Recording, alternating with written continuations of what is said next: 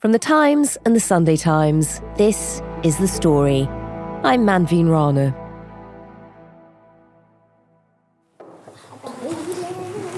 You don't want it? I've got one here. In a community centre in Manchester, a group of children are sitting around a table, their eyes tightly shut, small hands folded over little crystal pyramids. Close your eyes, ask, take the energy, see what energy's coming off it.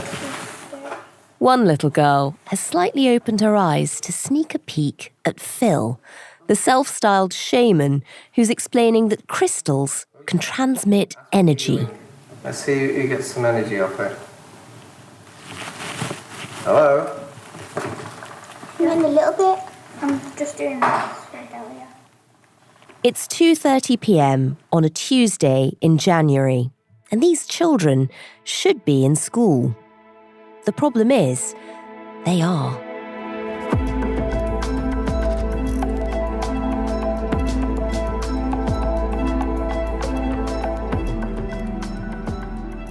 For one whole month, the Times reporter Tom Ball went undercover at an unofficial school in Manchester, where on 4 days a week, students who are no longer registered in mainstream education are being taught a very different sort of curriculum. A lot of the people who worked there were adherents to the conspiracy known as the Great Reset theory. The purpose of the school is that they are prepared for when this supposed apocalypse occurs, and that they will be equipped to deal with whatever the World Economic Forum and Bill Gates has to throw at them. At the end of the day, we're bringing up a generation of children that do know the truth. They won't have to be woken up because they've never been asleep.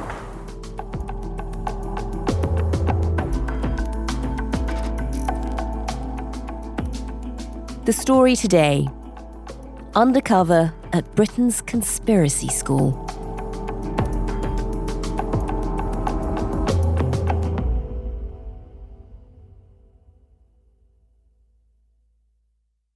My name's Tom Ball, and I am a reporter for The Times. Tom, we're talking to you today about a very unusual school in Manchester called Universallkidz. Can you just start by telling us how you first heard about it? Up until very recently, I lived in Manchester, and every Friday on the corner of my street, a bunch of middle-aged guys with yellow placards would gather, and they would tell anybody that would listen that COVID was a scam, that vaccines kill people, that 5G killed people, and all the rest of it. And normally I'd walk past, ignore them, but every now and then I would pick up a copy of The Light, which is a newspaper which peddles conspiracies, and which they would give out for free. And I'd read it just as a curiosity more than anything else. But one day towards the end of last year, I picked up a copy and I saw that they were advertising in the ads at the back for a qualified teacher.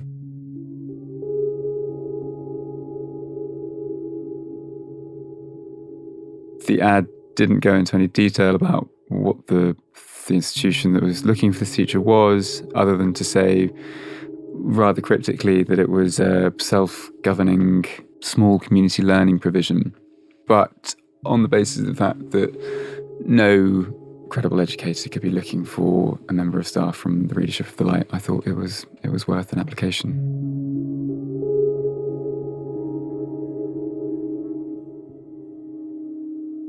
Yeah, I mean, that really is intriguing, but also the idea of a self-governing small community learning provision.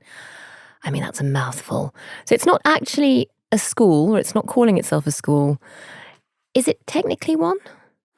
The definition of a school is a slippery thing. So Universallkidz, which is the name of this place, outwardly does not describe itself as a school.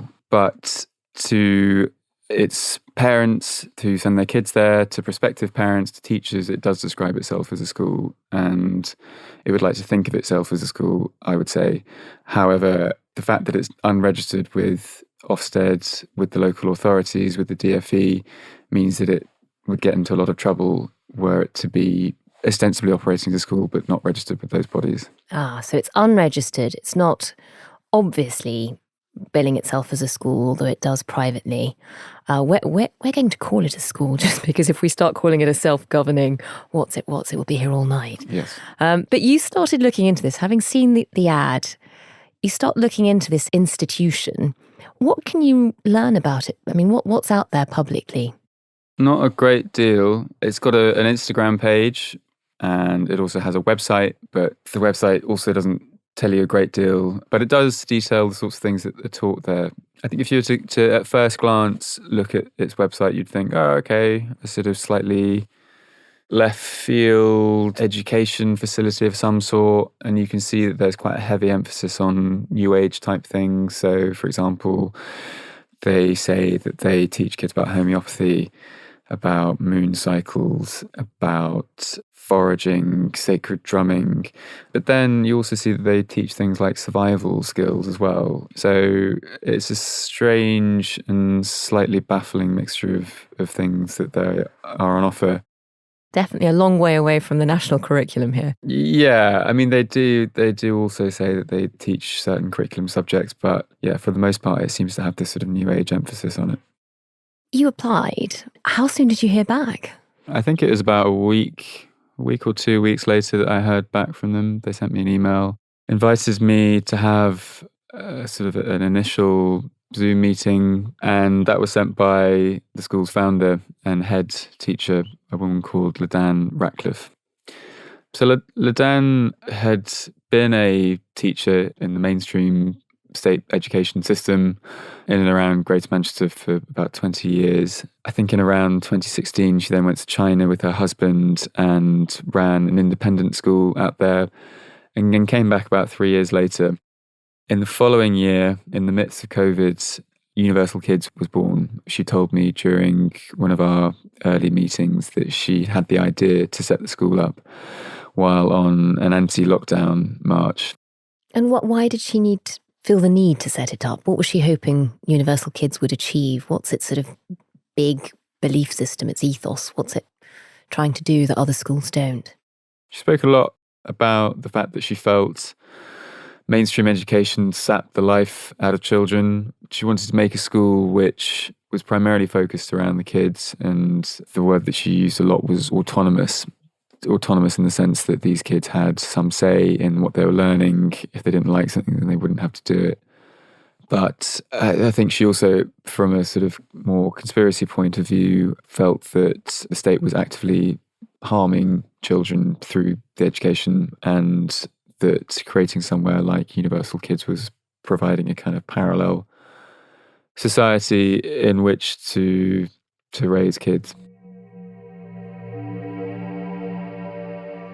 A lot of the people who worked there were adherents to a conspiracy known as the Great Reset theory, which essentially posits that a group of politicians, bureaucrats, financiers like Bill Gates, but primarily the World Economic Forum, are plotting against humanity. And the reset element comes into it because they believe that this cabal of people are trying to depopulate the earth through manufactured catastrophes like the COVID pandemic, for example, or the war in Ukraine, as a means by which to then set up this kind of authoritarian regime in which they can dominate the planet. Wow. So this is the institution you're going into. What role had you actually applied for? You know, when you arrive, what are you meant to be? I was a teacher, teaching yoga in the mornings, and then I was also teaching a lot of Chinese medicine and ancient Chinese philosophy, all stuff that I wasn't wasn't particularly au fait with to begin with. I was going to say, are you an expert secretly in Chinese medicine? I know more about it now than I did before, but that's not saying much. I mean, as a testament to how poorly these kids are being taught, I was looking up most of the stuff on my phone beforehand. Googling it. Yeah, literally. So you land up here at this would-be school. Just give us a sense of how it works. I mean, is this a full-time school? How many pupils do they have? When I was there were 13 children aged between 8 and 14. The school operates for 4 days a week. One was online, one was in a community centre in Stockport, and 2 were in a private property that up until recently had been a nightclub. It's this very dilapidated old Victorian pile. There was rainwater dripping through the ceilings. There was graffiti everywhere. I was reading a review of the nightclub from a couple of years ago which described it as proper manky. The kids were, during their break times, they had the run of the place. They were sort of running around the stage area, playing on various fixtures. Not the ideal location for a group of children to be taught, I would say. No, that's not the sort of place you'd want to leave kids to have the run of the place. Tell me about your first day going into this environment. What was that like?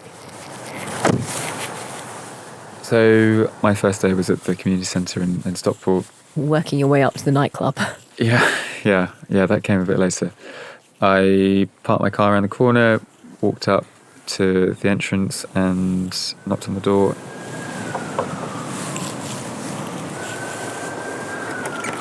Hello, I'm Tom. Hi. I'm here to meet Ladan. All right, come on in. Hey. Come on in. I'm Justine. Nice to meet you. Nice to meet you. I'm just speaking to Okay. Tom. Yeah. Hi, Ladan. Hi. Nice to see you. Lovely to meet you. Yeah, Come on and in you. and get warm. Hey. Hello. We got a new student. Not I'm student. a little bit older than you, I'm afraid. And there was Ladan speaking with some of the other parents. There was a yoga class to begin with that another teacher was taking. Right, so we're going to counterbalance that. So we can't do one and not the other, so we're going to do the other side. Okay, so focus on your spot. Find your spot. Right. Now you up and down here. So this is our schedule at the moment for this Oh, trip. Okay. So we've got at the moment we're doing. And while that was going on, Ladan and I had a chat, and she spoke to me about the sort of things she wanted me to teach. And she emphasised that, this is not going to be like the sort of teaching that you might be used to. We have a very different way of doing things here. But she sort of kept reassuring me, saying you'll get the hang of it eventually.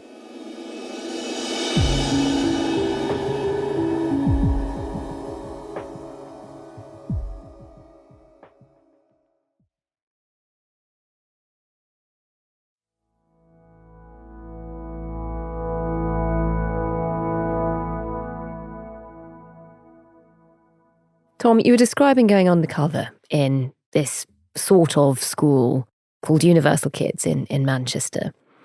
Tell us a bit about your fellow teachers. There were quite a range of people. The business studies teacher runs a cryptocurrency business for conspiracy theorists. Oh, wow. The philosophy teacher is a squash coach at the National Squash Centre, and he told me whilst I was there that you could cure cancer by eating apricot kernels. And then there are people who had previously taught in mainstream schooling. For example, the art teacher, who I only knew as Red, had been a teacher at a Is that school. what all the pupils call this teacher too? Red? Yeah, she had red hair, I guess. Ah. Figures. She taught at a girls' school in Stockport for many years. And to be honest with you, I quite liked her. I got on with her. She had a good sense of humour. She was very dry. And we were standing outside one day having a chat, and I was beginning to wonder if perhaps she'd managed to end up here by accident, because she just seemed quite sane. And then she looked up to the sky and saw the vapours that aeroplanes leave, and she said, Yeah. "Oh God, they're at it again." And I said, "What do you mean?" She said, "Oh, it's the government, it's the chemtrails that they're trying to give us all Alzheimer's with." What? You say chemtrails are bad for Alzheimer's, for dementia? Really?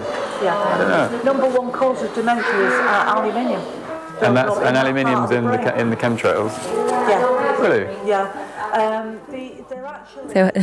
So hang on, these are the lines that crisscross the sky when planes have gone over. What did she think they were? She told me that it was the MOD and that these planes are releasing a vapour made from aluminium, the purpose of which is to give us all dementia. Yeah. Look up HAARP, HARP. It used to be a conspiracy theory. Yeah. It's like chemtrails. What rot. It's like, well, oh no, it's easy. See that one? In fact, I showed my neighbour. There were 2 chemtrails and then an ordinary commercial plane going in between them. His tail was only that big. I said, see, that's a chemtrail. That's a chemtrail.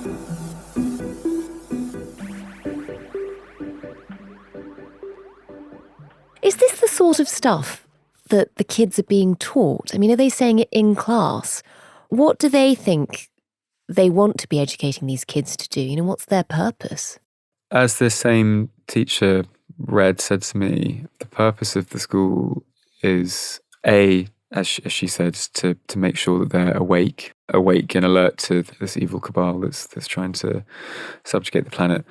And So the rest of society is asleep. yeah. They haven't seen the light yet. Exactly, yeah. And the second purpose is that they are prepared for when this supposed apocalypse occurs, that they will be able to find their own food, hence why there are foraging lessons, that they'll be able to make their own medicine, hence why there's homeopathy lessons, and that they will be equipped to deal with whatever the World Economic Forum and Bill Gates has to throw at them.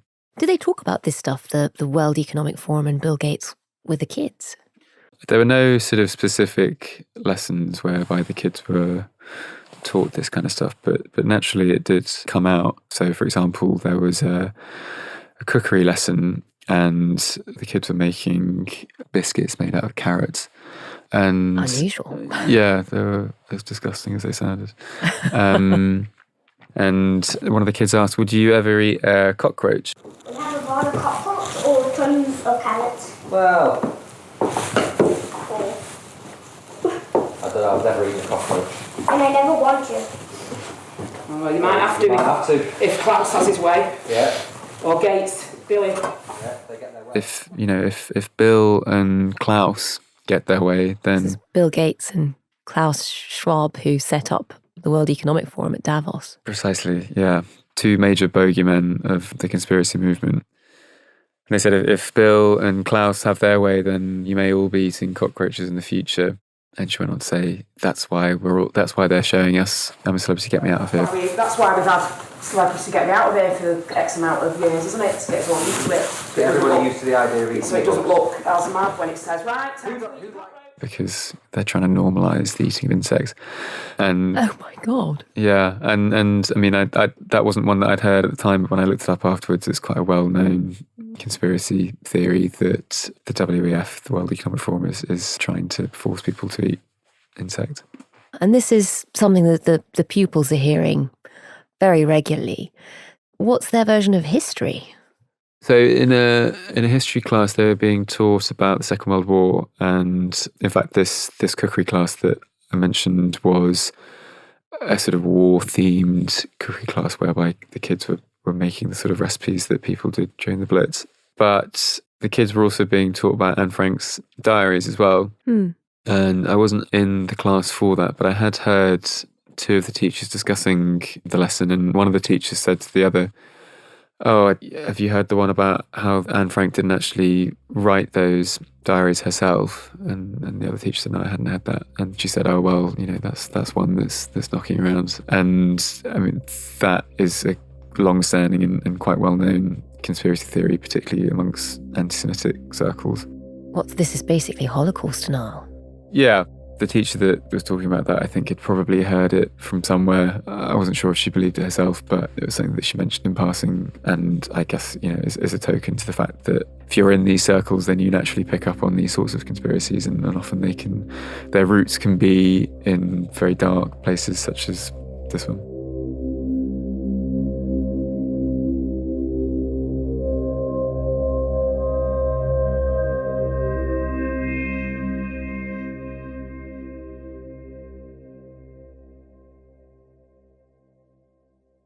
From what you saw, what did the pupils make of the curriculum and the classes? I mean, did they buy into all of this?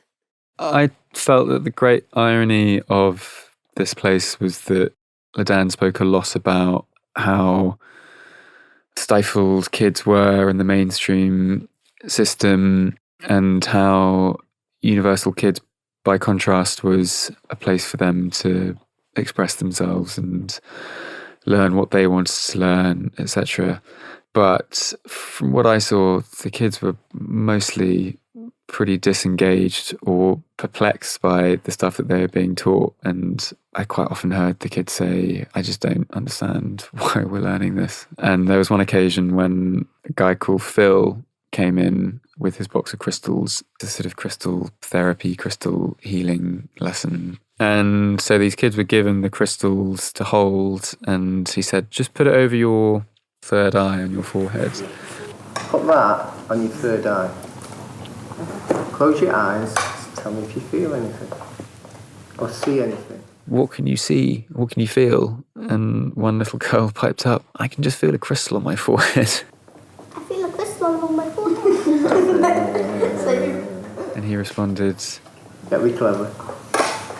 don't be clever, which I thought was a kind of perfect encapsulation of their philosophy of learning, really. Don't be clever. Yeah. Is Ofsted aware of this school?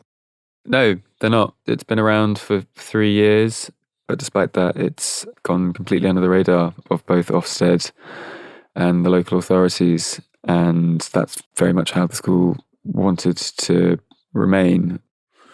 I was interested to ask Ladan about her interactions with the local authorities, and she told me that when parents were contacted by the local authorities, as they often are if they're homeschooling, Ladan told the parents not to specifically mention Universallkidz, but just to say that, you know, they were occasionally going to sports clubs or to socialise with their friends, and, you know, it wasn't anything kind of formalised, and that was the way that she said that they worked at the side of local authorities, in her words.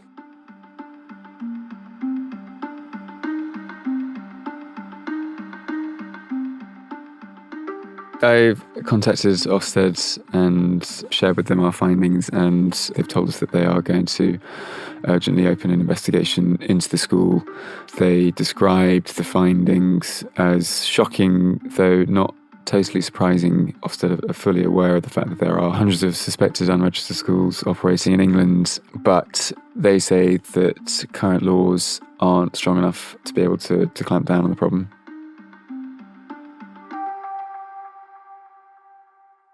The majority of those that they prosecuted have been faith schools, so schools operating in ultra-Orthodox Jewish, Muslim communities. But increasingly, inspectors are starting to see these sorts of non-religious schools which have this kind of anti-state ideology and sometimes conspiratorial ideology to them. So about a year ago, I did another investigation into another suspected illegal school called Hope Sussex, which is run by former members of the far right who also have a kind of conspiratorial ideology to them as well. And again, founded this school in the midst of anti-lockdown rallies during the pandemic. I mean, again, really alarming. Why are there so many of these schools now? You know, what's going wrong? Is this the law that's to blame? What needs to change? The wording of the law is quite general. So the wording of what constitutes an illegal school is quite imprecise, I would say. It has to be somewhere which is not registered with the authorities and which is providing full-time education to 5 or more children.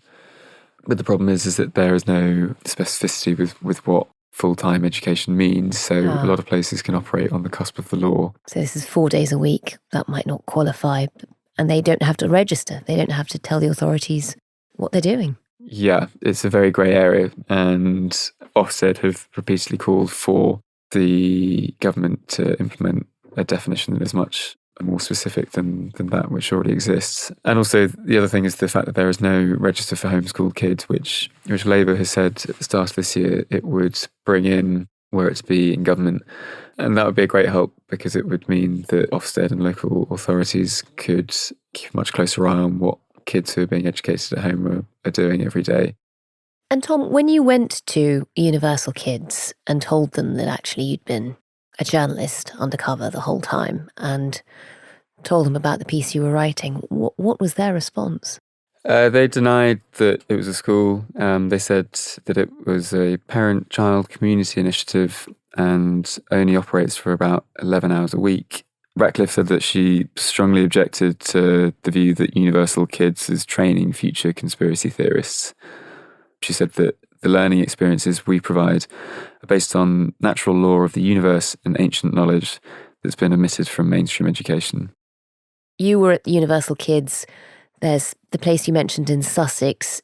This is not a one-off problem. Why do you think these institutions are gaining ground? Why is there suddenly a growing demand for them?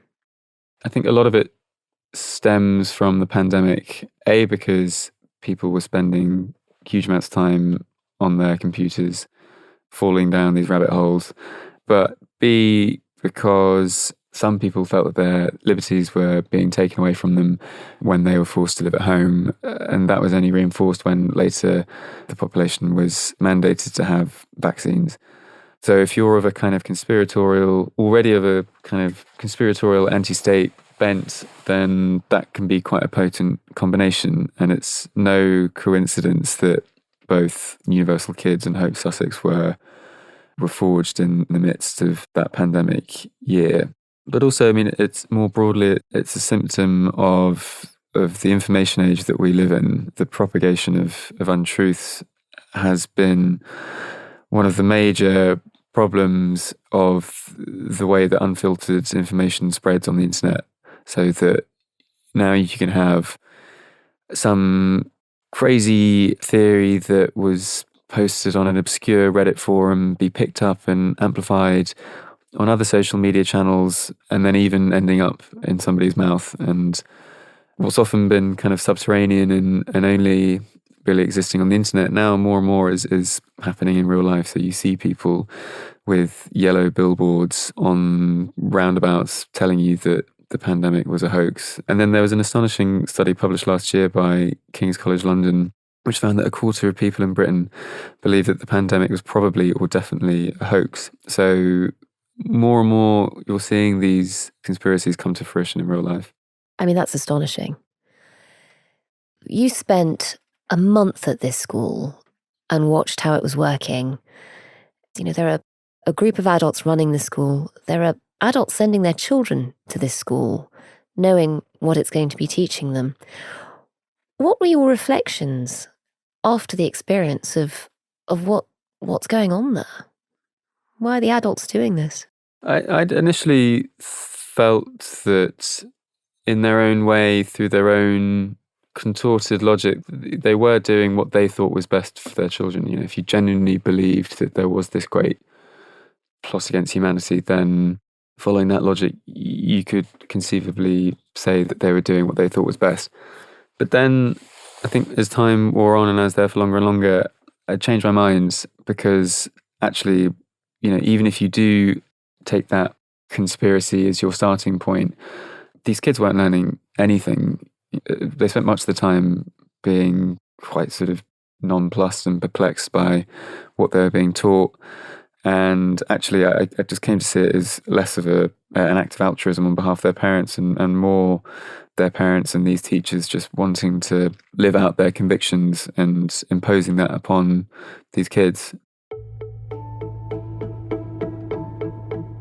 Universalkidz would claim that they're raising these autonomous, young, independent people, but in fact they are just raising kids who will lack life's most fundamental resource, and that's the truth.